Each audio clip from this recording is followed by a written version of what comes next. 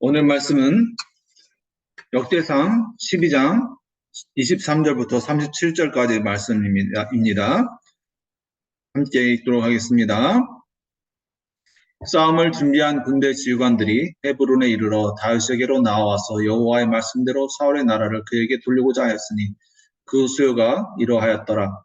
유다 자손 중에서 방패와 창을 들고 싸움을 준비한 자가 6,800명이요 시므온 자손 중에서 싸움하는 큰 용사가 7,100명이요 레위 자손 중에서 4,600명이요 아론의 집 우두머리 여호야다의 야다와 그와 함께 있는 자가 3,700명이요 또 젊은 용사 사독과 그의 가문의 지휘관이 22명이요 베냐민 자손 곧 사울의 동족은 아직도 태반이라 사울의 집을 따르나 그 중에서 나온 자가 3,000명이요 또 에브라임의 자손 중에서 가족으로서 유명한 큰 용사가 28,000명이요 므낫세 반지파 중에 이름이 기록된 자로서 와서 다윗을 세워 왕으로 삼으려는 자가 18,000명이요 이스라엘 자손 중에서 시세를 알고 이스라엘이 마땅히 해야 할 것을 아는 우두머리가 200명이니 그들은 그 모든 형제를 통솔하는 자이며 스불론 중에서 모든 무기를 가지고 전열을 갖추고 두 마음을 훔지 아니하고 능히 진영에 나아가서 싸움을 잘하는 자가 50,000명이요 납달리 자 중에서 지휘관 1,000명과 방패와 창을 가지고 따르는 자가 37,000명이요 단 자손 중에서 싸움을 잘하는 자가 28,000명이요 납달리 중에서 지휘관 1,000명과 방패와 창을 가지고 따르는 자가 37,000명이요 단 자손 중에서 싸움을 잘하는 자가 28,600명이요 아셀 중에서 능히 진영에 나가서 싸움을 잘하는 자가 40,000명이요 요단 저편 루벤 자손과 갓 자손과 므낫세 반지파 중에서 모든 무기를 가지고 능히 싸우는 자가 120,000명이었더라. 아멘. 오늘은 본문의 말씀을 가지고 큰일은 혼자 할 수 없다는 제목으로 말씀을 나누기 원합니다. 우리는 오늘의 본문의 내용이 무엇인지를 알고 있습니다. 그것은 바로 다윗이 왕이 되어지는 과정입니다.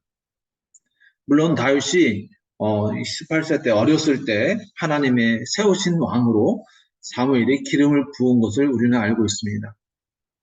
그러나 다윗이 기름 부음을 받고 20년 이상 30년까지 긴 방랑 생활, 광야에서 떠돌고 사울의 추격을 피해서 도망다니는 생활을 했던 것을 또한 우리는 알고 있습니다.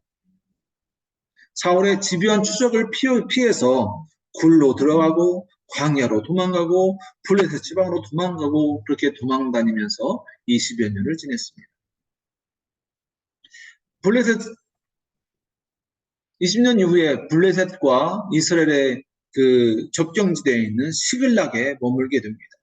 블레셋에 의탁해서 자신의 삶을 영위하죠. 블레셋에 의탁하게 되었을 때 사울은 더 이상 추격을 하지 않습니다. 그런데 블레셋에 의탁하고 몇 년 후에는 이 블레셋과 이스라엘이 전쟁이 일어나게 됩니다. 다윗은 블레셋과 이스라엘 전쟁에 참전을 하게 되죠.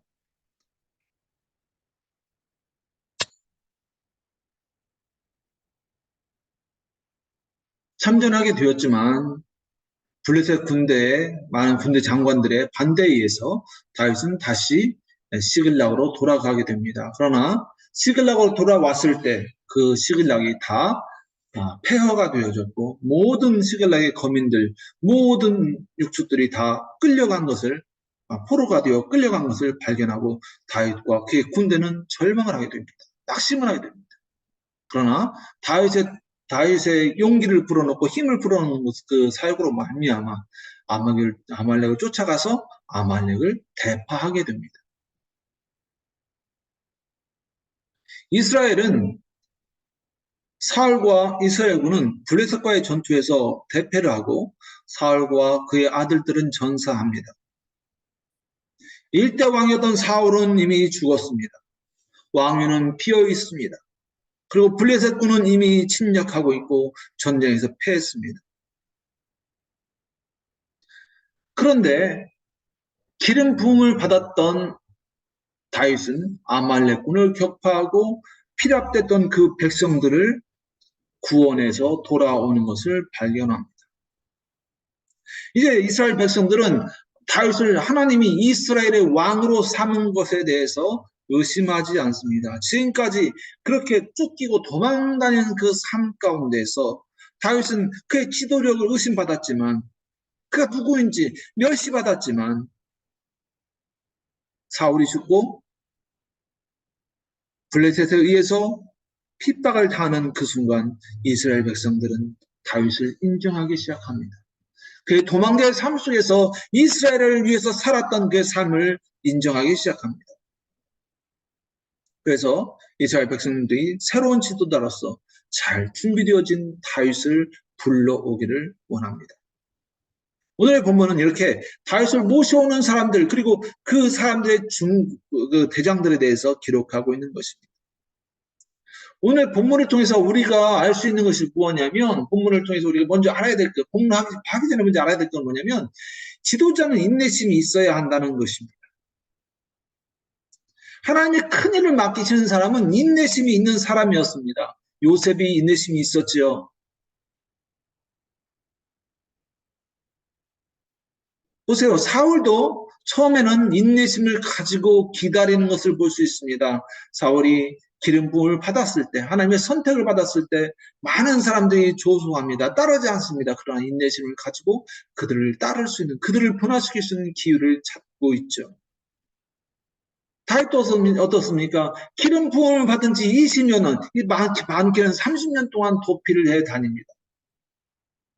그 많은 기간, 이 18세, 많은 사람이 18세 정도 되어서 이게 그 기름 부음을 받았다고 하는데, 18세 기름 부음을 받고 38세, 48세까지 다녔다는 겁니다. 지도자에게는 이와 같이 인내심이 필요합니다. 인내심이 없이는 사람을 이끌 수 없기 때문입니다.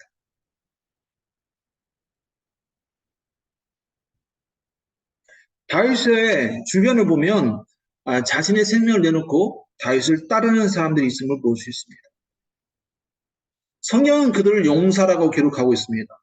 그래서 사무엘하 23장 23장의 30절에 보면 37명의 다윗을 따르는 사람에 대해서 기록하고 있음을 볼 수 있습니다. 그들은 다윗의 신복이라고 말하고 있고, 다윗의 형제이며 다윗의 동료입니다. 그들과 함께함으로 오늘날 다윗이 이루어지게 되는 것입니다. 이들은 다윗의 요구에 따라서 행동을 하는 사람들이 아니라 다윗의 필요를 보면서 행동하는 사람들이었습니다.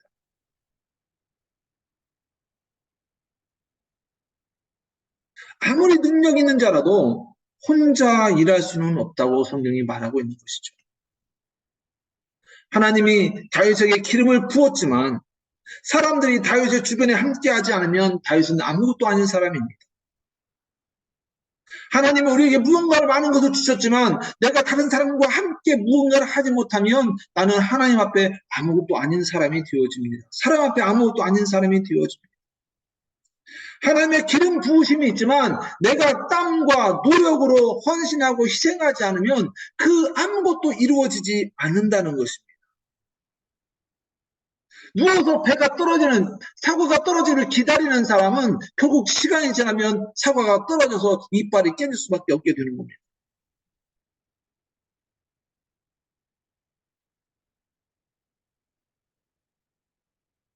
우리도 다윗의 때와 같이 함께하고 함께할 사람이 필요합니다. 그래서 아빠가 보람이한테 친구들을 잘 사귀라고 말하는 겁니다. 같이 하고 함께할 사람이 필요한 시기입니다. 다윗은 그와 함께 동고동락하던 사람들이 용사들이 있었어요. 그들과 함께 생사를 함께했고 그들과 함께 백성들을 구했습니다. 그들에게는 쫓겨나고 밀려난 자들 공동체 의식이 형성되어 있었습니다. 왜 그러냐면 다윗과 함께 모든 사람들이 다 쫓겨난 사람들이었어요. 자기 지방에서 자기 땅에서 쫓겨난 사람들, 원한을 갖고 그 결심을 하고 잘 되겠다는 결심을 한 사람들이었어요. 다윗은 그들의 인도자였고 다윗이 그들에게 희망을 주는 사람이 되었습니다. 우리는 알고 있죠. 성경은 하나님의 마음에 다윗이 합하였다고 기록하고 있는 것을 우리는 볼 수 있습니다. 무엇 때문에 하나님의 그 다윗을 마음에 합하였다고 말씀하셨을까? 그것은 바로 다윗은 하나님의 때, 하나님의 시기를 기다릴 줄 아는 사람이었습니다. 다윗이 하나님의 기름 부음을 받은 지 30년, 28년, 30년을 기다렸다는 거예요. 하나님의 때를 기다렸다는 거예요. 많은 몇 번의 그 사울을 죽일 수 있는 기회, 사울을 죽이고 자기가 왕이 될 수 있는 기회가 있었지만 참고 인내했습니다. 하나님의 때가 될 때까지 행동하지 않았어요. 하나님의 될 뜻이 하나님께서 원하실 때까지 자기가 손을 써서 사람들을 해하지 않았습니다. 그게 어떤 얘기냐면 자신이 위치와 자신이 해야 할 범위를 넘어들까지 않았다는 것이죠. 그렇기 때문에 하나님은 다윗을 하나님의 마음에 합한 자라고 이야기하고 있는 것입니다. 다윗의 용사들도 마찬가지입니다. 그들은 각 사울의 체제에서 각 지파, 자기 집, 그리고 자기 가족들에게 밀려난 사람들이었습니다. 그 지역에서 밀려난 사람들이었습니다. 그는 사울과 함께 할 수 없었고 사울 체제하에 그 지도자들과 함께 할 수 없는 사람들이었습니다. 다윗은 그들을 품었고 그들과 함께 산을 넘었고 그들과 함께 수풀을 헤치면서 살아왔습니다. 그들의 삶으로 하나가 되는 가정, 하나가 되는 공동체가 되었던 것이죠. 친한 친구가 되려면 어려움을 같이 겪으면 됩니다. 고난을 같이 겪으면 친한 친구가 되어집니다. 그렇다면 우리의 삶에 필요한 몇 가지 단서들을 한번 살펴봅시다. 23절에 보면 싸움을 준비한 군대 지휘관들이라고 말하고 있습니다. 지휘관들이. 다른 말로 한다면 무리가 함께했다는 것입니다. 혼자가 아니라 지휘관 몇 명이 아니라 지휘관들이 많은 무리, 아까 그 사무엘상 23장에서 말하고 있는 그 37명의 지휘관, 그리고 그 밑에 있는 작은 지휘관들이 헤브론에 이르러 다윗에게 나왔다는 것입니다. 하나님께서 이스라엘을 선택하신 것은 하나님의 땅, 이스라엘이 하나님의 국가, 신정국가, 하나님의 나라의 실현이 되기 위해서 일을 되기를 원해서 세우신 것이 바로 이스라엘입니다. 그런데 하나님의 직접 통치하는 이스라엘이 실패했습니다. 하나님의 나라의 건설을 본보기를 보여주기 원했지만 그들은 실패했습니다. 실패하고 세워진 것이 바로 사울이었습니다. 그런데 결국 보면 사울도 실패했죠. 사울의 실패로 인해서 선택된 왕이 바로 다윗이었습니다. 다윗은 하나님의 선택하신 왕으로서 성공적인 모습을 보이고 하나님도 인정하시는 것을 볼 수가 있습니다. 그러나 중요한 것은 다윗이 왕이 될 때까지 하나님이 안수하시고 하나님이 기름 부으시고 바로 왕이 된 것이 아니었습니다. 긴 시간, 오랜 시간 왕이 되기 위해서 훈련받았다는 것입니다. 다윗은 자신에게 피난 온 사람들을 돌봅니다. 그리고 그들과 함께 합니다. 그들과 함께 고난을 겪으며 함께 도망자의 삶을 살아갑니다. 중요한 것은 이렇게 쫓겨난 자들, 도망자들이 성장해서 군인이 되고 용사가 되고 다윗의 조력자가 되었다는 것입니다. 그리고 그들과 함께 다윗은 아말렉을 물리치고 무너진 이스라엘을 회복시키는 것을 볼 수 있습니다. 다윗은 모든 삶 속에서 무리와 함께하는 삶을 살았습니다. 그러나 그가 무리와 함께하는 삶, 동료와 함께 나는 삶을 포기했을 때 어떤 일이 나타납니까? 밧세바의 사건이 나타나죠. 그렇기 때문에 우리는 항상 함께 할 수 있는 삶이 필요합니다.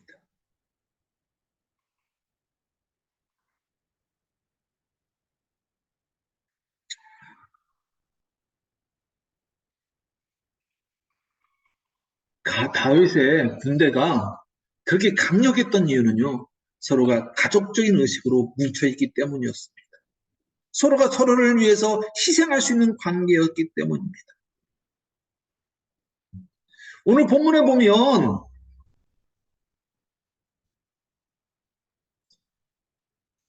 우리 교회에 필요한 몇 가지 단서들을 볼 수 있습니다. 그것은 다윗에게는 항상 가족이 함께 했다는 것입니다. 아론의 집 우두머리, 그의 가문의 지휘관, 가족들이 함께 했습니다. 다윗의 그 군인들, 다윗의 용사들은 혼자만 도망 나온 것이 아니었어요. 그들의 처자식들 데리고, 그들의 부모도 데리고, 그들의 형제들도 데리고 함께 왔습니다. 한 명의 용사에 더 많은 숫자의, 몇 배의 숫자의 가족들이 함께 했습니다. 그러나 그들은 함께 한 것에 만족했습니다. 대표자로서 모든 지파가 함께하는 것을 또한 볼 수 있습니다. 가족과 용사들이 함께했습니다. 서로가 믿고 의지하는 가족이 되었습니다. 신족 집단의 우두머리들이 서로를 추대하고 다윗을 환영했다는 것입니다.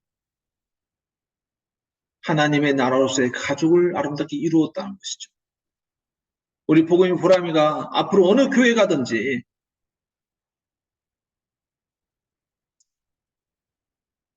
이스라엘 백성들이 가족의 대표자로서 가족과 함께 나와서 맞이했듯이 부모가 자녀를 이끌어주고 함께하는 가족적인 교회에 적을 두었으면 좋겠어요. 그곳에 하나님의 사랑을 함께 누리는 사람이 되었으면 좋겠어요. 우리가 몇 대, 3대, 4대가 함께하는 그 교회에 우리 복음 보람이가 함께했으면 좋겠어요. 그 교회에 필요한 또 하나의 단서는 36절과 37절 보면 이렇게 말씀하고 있어요. 능력 있는 자들이 함께했다고 말하고 있죠. 싸움을 잘하는